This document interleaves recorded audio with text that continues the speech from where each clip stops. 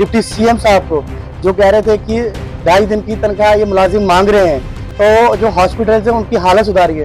जनाब, मैं आपसे एक चीज़ कहना चाहता हूँ, हॉस्पिटल की सुधारने के लिए ना आपको भी कड़े कदम उठाने पड़ेंगे। और अपने हॉस्पिटल की बात कहूँगा, वो एक बार यहाँ पे आए थे, हमारे पास स्वीपर नहीं है, उन्होंने बोला था हम 3 स्वीपर देंगे वो दिन, और आज तक मैं डिप्टी सीएम से ये कहना चाहूँगा कि वो स्वीपर कहाँ है। पूरे पेरिफेरी में, फार फ्लंग एरियाज में काम करता है, दिन रात काम करता है। ना ईद, ना दिवाली, ना बैसाखी, ना कोई त्योहार, ना जीना, ना मरना, ना सुख, ना दुख, हर किसी दिन, हर किसी क्षण 24 घंटे रोस्टर की ड्यूटी दे रहा है, जो आपने कहा गया था। जनाब, अगर आप यही चीजें पूरी करेंगे ना, तो जाके ये हॉस्पिटल यहाँ पेरिफेरी में जितने भी हॉस्पिटल है, तब जाके उनकी जो चीजें हैं वो भरपाई की।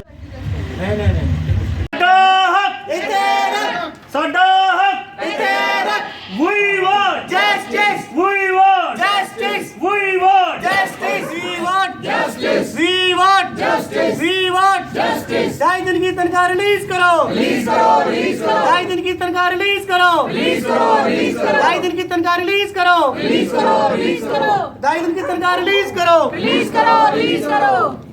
We want justice. We want justice. We want justice. We want justice. We want justice. हम अपना हक मांगते, नहीं किसी से भीख मांगते, हम अपना हक मांगते, नहीं किसी से भीख मांगते। सबसे पहले तो आपका शुक्रिया कि आपने शॉर्ट पीरियड में यहाँ के हमारी बात पहुँचाने के लिए यहाँ पे आए हैं। जैसे कि आप लोग जानते हैं कि काफ़ी समय से हमारा ये प्रोटेस्ट चल रहा है। ये प्रोटेस्ट हमारा किसी कोई बड़ी सी डिमांड को लेकर नहीं है। एक छोटी सी 2.5 दिन की तनख्वाह के लिए एक मुलाजिम, जो नॉन गेजेटेड मुलाजिम है, वो इस पे लड़ाई कर रहा है। ये वो ऑर्डर है जो 1991 से हमें मिल रहा था। एक ऑर्डर निकलता है 20 जनवरी 2026 को डायरेक्टर फाइनेंस की तरफ से कि जो 1991 का जो एसआरओ था वो उन्होंने रिवोव कर दिया।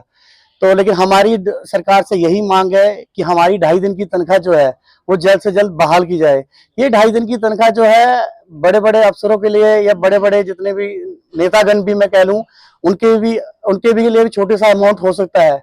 अभी आपको पता होगा एमएलए की तनख्वाह 1 लाख, 1.5 लाख से 3 लाख भी हो गई है। वो अपने हक के लिए या अपने 1.5 लाख की तनख्वाह भी उनको कम लग रही है। बट जो एक मुलाजिम है जो पूरे पेरिफेरी में, फार फ्लंग एरियाज में काम करता है, दिन रात काम करता है, ना ईद, ना दिवाली, ना बैसाखी, ना कोई त्योहार, ना जीना, ना मरना, ना सुख, ना दुख, हर किसी दिन, हर किसी क्षण 24 घंटे रोस्टर की ड्यूटी दे रहा है, जिससे कि आम लोग सफर ना हो। चाहे रात हो चाहे दिन हो, आप जितना भी पैरामेडिकल स्टाफ है, जितने भी रोस्टर में ड्यूटी है या बगैर रोस्टर के भी ड्यूटी दे रहे हैं, हर एक अपनी डेडिकेशन से ड्यूटी दे रहा है, किसी भी तरह से कोताही नहीं हो रही है। बट सरकार के कान में कोई भी जू नहीं अभी तक रेंग रही है। पिछले कई दिनों से हम प्रोटेस्ट किए जा रहे हैं।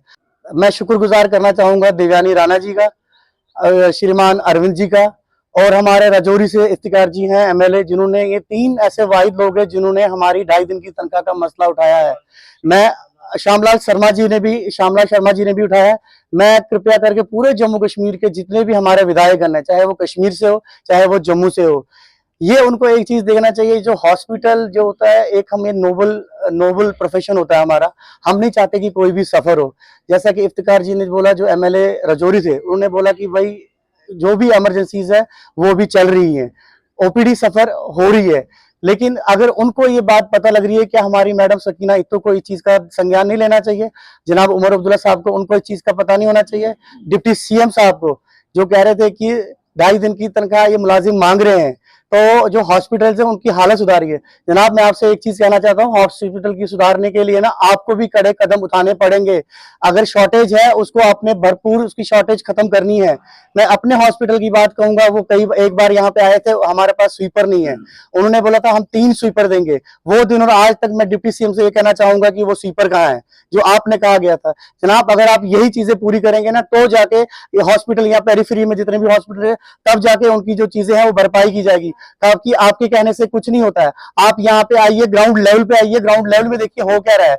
जिस चीज की कमी है वो चीज प्रोवाइड करिए, आप स्टाफ दीजिए। मैं आपकी गारंटी, मैं आप सारे पूरे पैरामेडिकल की तरफ से गारंटी लेता हूं कि अगर तो कोई लॉजिस्टिक्स होने के बाद भी या पूरा स्टाफ होने के बाद भी कोई काम ना करते, तो मैं सबसे पहला हूं जो 2.5 दिन की तनख्वाह नहीं दूंगा, छोड़ दूंगा, मैं नहीं लूंगा। लेकिन आप लॉजिस्टिक्स तो दो, आप उसके जो स्टाफ, तो आप हमारे हॉस्पिटल की बात कीजिए, एक एक बंदा 4-4 चीजें संभाल रहा है। एक लैब टेक्नीशियन है, उसको 10 पोर्टल दिए हैं, एक फार्मासिस्ट है उसको सारा चीज देखना है, एक टेक्नीशियन है उसके पास कोई साथ में एम्प्लॉय नहीं है जो उसके हेल्पर होगा, एक एमटीएस है वो बेचारा कहाँ कहाँ जाएगा, स्टाफ थोड़ा सा स्टाफ है वो आप कितना कितना काम लेना उनसे पसंद करोगे क्या? अगर आपकी तनख्वाहें इतनी सारी हैं, जैसे जगती टाउनशिप में जगती टाउन की हम सब डिस्ट्रिक्ट हॉस्पिटल में है, तो बेसिक चीज़ें यहाँ पे होनी चाहिए, वो फैसिलिटीज में अवेलेबिलिटी है, क्योंकि हम भी यहाँ पर रहते हैं, हम भी देखते हैं जो आपके पास स्टाफ की कमी है, यहाँ पे इंस्ट्रूमेंट वैसे नहीं है कि लोगों को एक्सरे के लिए बाहर नगरोटा जाना पड़ता है।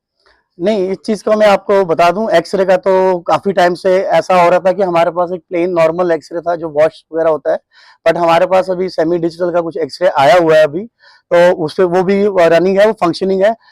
मैं ये नहीं बोलूंगा कि किसी चीज में कमी हो रही है, सारा एक चीज स्मूथ फंक्शनिंग हो रहा है, बट जहाँ पे स्टाफ ना, जब तक स्टाफ नहीं ना होगा तो उसकी वजह से क्या होता है, गड़बड़ हो जाता है, एक स्टाफ को 4-4 5-5 काम करने पड़ते हैं, उससे ओवरबर्डन हो जाता है। जब स्टाफ एक मेंटली हैरास होता है ना, तो फिजिकली भी हैरास तो यहाँ हो ही रहा है, बट मेंटली भी अगर हैरास हो रहा है तो वो सही दिशा में नहीं जा पा रहा है। एक पेशेंट केयर के लिए आपको कम से कम स्टाफ तो एडुकेट होना चाहिए।